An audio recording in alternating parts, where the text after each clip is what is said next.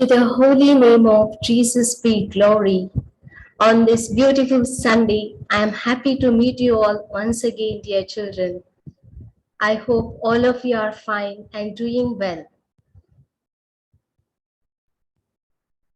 Before our class now, let us implore God's blessings on us. The hymn which I am going to play now is in Kannada, but it is very much related to our class today. Let us prayerfully listen to this hymn.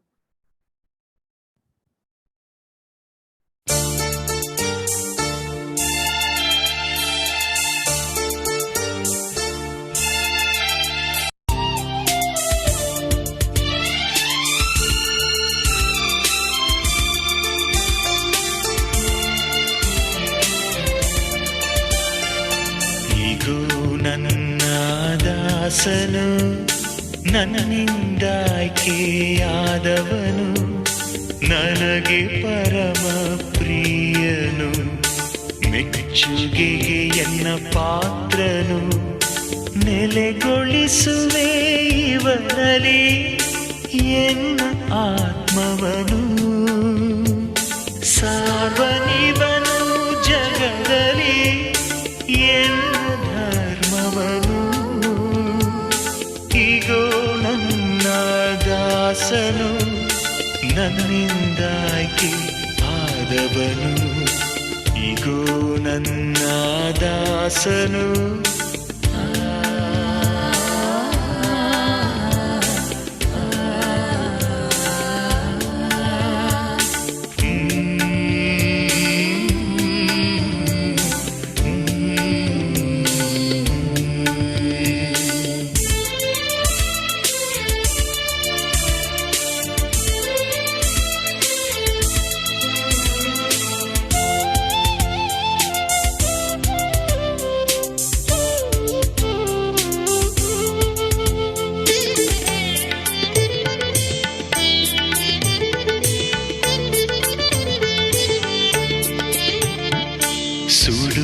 ಚಿತೆಗೆ ತೈಲ ಸುರಿದು ತೃಪ್ತಿ ಪಡನಿವನು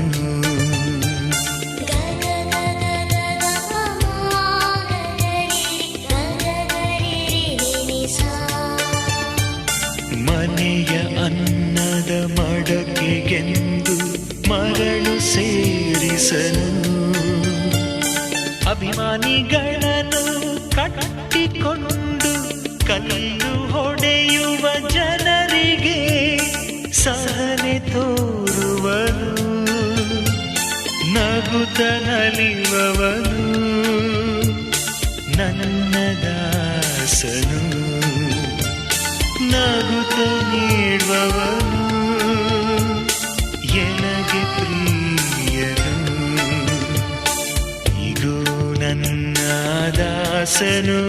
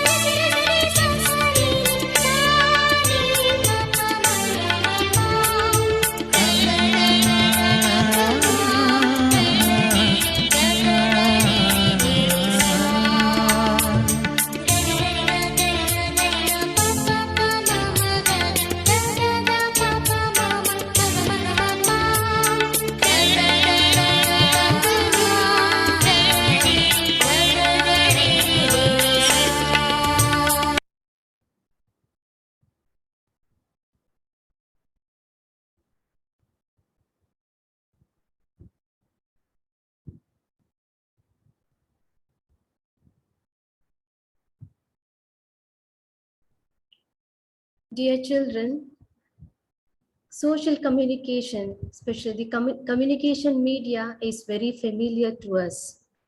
From the earlier days till today, we have come across many communication medias, starting from the print media, maybe the newspaper, magazines, letters, and later on we had telephone, radio, computer, television, and so on. And now the more captivated thing is people are so much captivated to a smartphone. That is another thing, isn't it? And all of you are very familiar with it because of your online classes. Yes, even though we have so many communication medias, from the earlier days till today, people are very much interested in a particular communication media, that is television.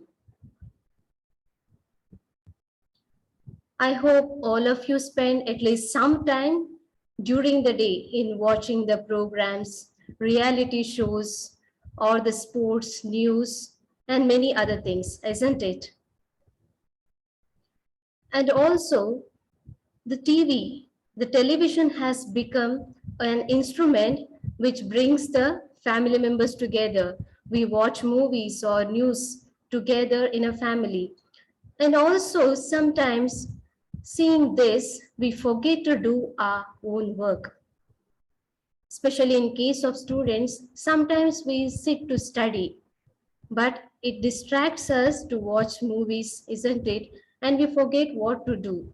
And because we want to remain in this, because it gives us some entertainment, we want to remain watching the TV. Even in the life of the apostles, there was a scene in which they wanted to remain. And which was that scene? And that was the transfiguration of Jesus. Our sixth chapter, the title focuses on the witness of the Father. And who is the witness of the Father? That Jesus himself.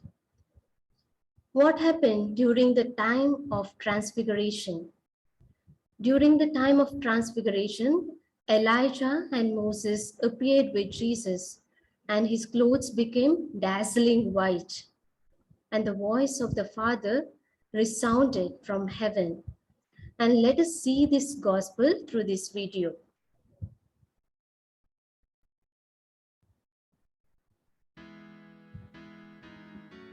The Transfiguration. About 8 days after Jesus said this, he took Peter, John, and James with him and went up onto a mountain to pray. As he was praying, the appearance of his face changed, and his clothes became as bright as a flash of lightning. 2 men, Moses and Elijah, appeared in glorious splendor, talking with Jesus. They spoke about his departure, which he was about to bring to fulfillment at Jerusalem. Peter and his companions were very sleepy, but when they became fully awake, they saw his glory and the 2 men standing with him. As the men were leaving Jesus, Peter said to him, "Master, it is good for us to be here. Let us put up 3 shelters, one for you, one for Moses, and one for Elijah." He did not know what he was saying. While he was speaking, a cloud appeared and covered them, and they were afraid as they entered the cloud. A voice came from the cloud saying, "This is my Son, whom I have chosen. Listen to him." When the voice had spoken, they found that Jesus was alone. The disciples kept this to themselves and did not tell anyone at that time what they had seen.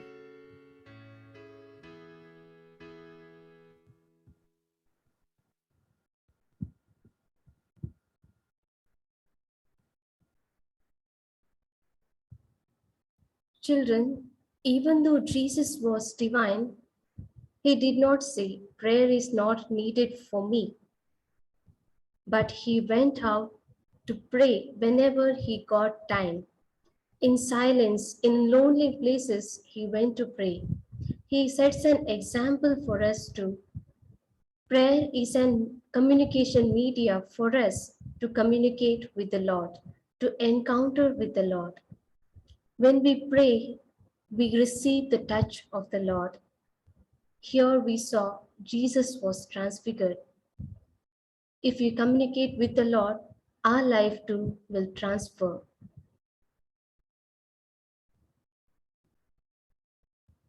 Here in this gospel, we see the voice of the Father is saying to us, listen to him.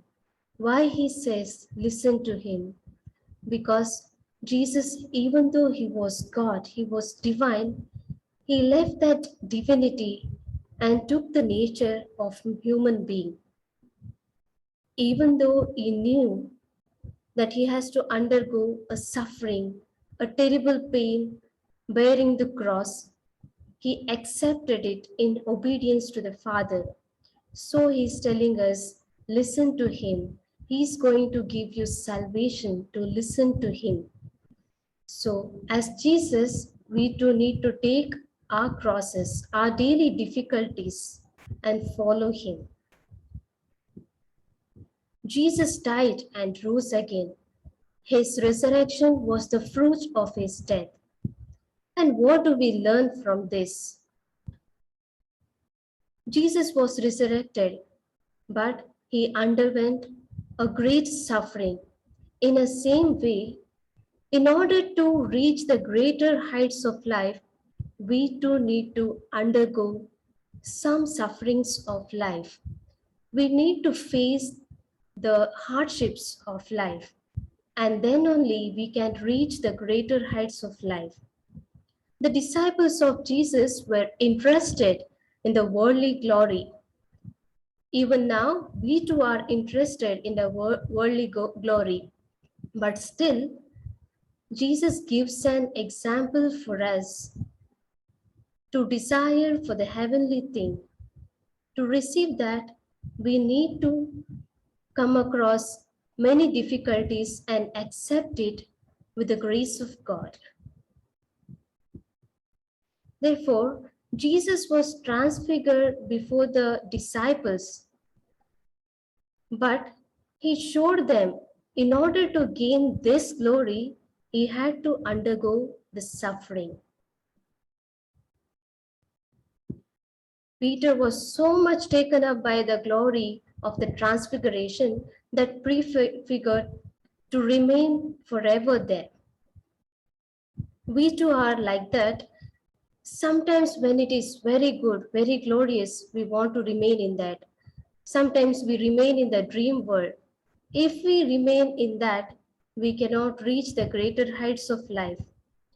So we need to take efforts to grow higher in our life. So it needs our efforts. We need to undergo the sufferings and pain of life in order to gain greater joys or the happiness which we come across in life. There is nothing is easy in life. Without hard work, there can be no happiness. For everything, it needs our hard work. It needs our efforts, isn't it? We can take the example of the farmer. Does a farmer get a bumper harvest by accident or by a magic? Will he get? Surely no. The farmers undergo lot of suffering. They put in lot of works in cultivating the crops. In the scorching heat, in the wind, even in the bad weather, they had to work. They labor whole day so that they get good harvest. And because of them, we too get good crops, good food items, isn't it? It is not only for the farmers. Even in our life as students, in a measure a student makes effort, he will be able to get the results, isn't it? When you put more efforts, the measure you put effort, that much the results, that much good result you will get, isn't it? One might copy in the examination and score high marks, but will that bring happiness and satisfaction? Surely not. Even if we get less marks, doesn't matter. But if a person gets less mark, but it is by his own efforts, he will feel the extreme joy and happiness because he or she has got that marks by his own efforts. So it needs our efforts to reach the good stage of life, isn't it? I hope, dear children, all of you like the stories, isn't it? And I think you may be waiting to see or listen to the stories. Now let us go on to a story which upholds the value of hard work, which is very beautifully shown here. Let us carefully listen to this story. It is very beautiful. Let us listen to it. A successful businessman was the father to a very lazy and fun-loving boy. He knew that he had to do something about it. His son would spend money carelessly and never help around the house. So his father decided to teach him a lesson. One day he told him that, "From today onward, you will only be given meals at night if you earn something through the day." The son was confused at first, in doubtful disbelief, but looking at the seriousness of his father's face, he knew he was not joking. The son went to his mother for sympathy and help. Feeling sorry for him, she gave him one gold coin that night at the dinner table. The father asked the son about his earnings for the day. The son promptly showed him the gold coin that his mother had given him. Seeing the gold coin, the father knew that the boy hadn't earned anything that day. He asked him to throw the golden coin into the well in the garden. Without hesitation, the boy threw the coin into the well.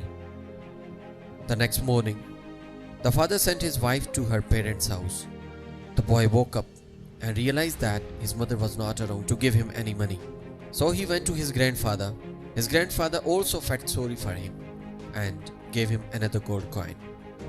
That night, when his father asked him about his earnings, he gave him the gold coin from his grandfather. His father, disappointed that he still didn't understand, told him to throw this coin into the well too. Again, without hesitation, the son did what his father asked and returned to the dinner table. Later that night, the father went to visit the grandfather and told him about his plan. The grandfather understood and no longer gave the boy any money. Worried that he couldn't get any money from his grandfather or mother, the boy went to the market to search for work. He met a shopkeeper who he thought might be able to help him. The shopkeeper looked at him and said, "If you carry this heavy trunk to my home, I'll pay you 3 silver coins." The boy agreed and set to work. By the time he had delivered the trunk, he was exhausted and drenched in sweat. But he felt very accomplished, having earned 3 silver coins all by himself. He reached home to show his father. He proudly presented the 3 silver coins to his father. But his father again asked him to throw the coins into the well. This time the boy refused, almost in tears. "Father, my entire body is itching, and you are asking me to throw the money I made into the well?" He said, defeated.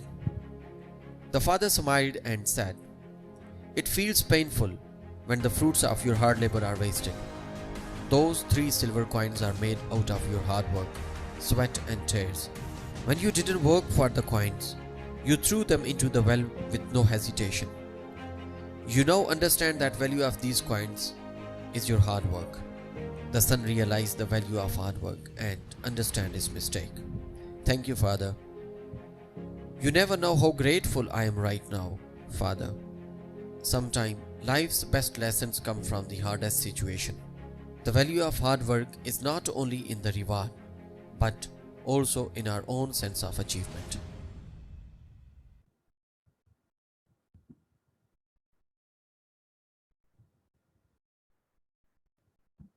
As children, our life's best lessons we learn from the hard situations. Whenever we come across difficulties or hard works, Let us not be disappointed. Let us be courageous and face it with courage so that we learn greater lessons from that. The value of hard work is not only the reward, but also greater satisfaction and happiness. We feel painful when the fruits of our hands are wasted, and we experience true joy of our labor. Just now we saw in this video, whenever the father told the son to throw the coins, he was ready to throw. But when he got the coins with his own labor, he was not ready to throw. He was almost in tears. He didn't want to throw that because he gained it through his own hard work. So, children, whenever we receive something through our own hard work, we treasure it. We know the meaning and value of it. And we really feel joy, and the true experience is satisfaction.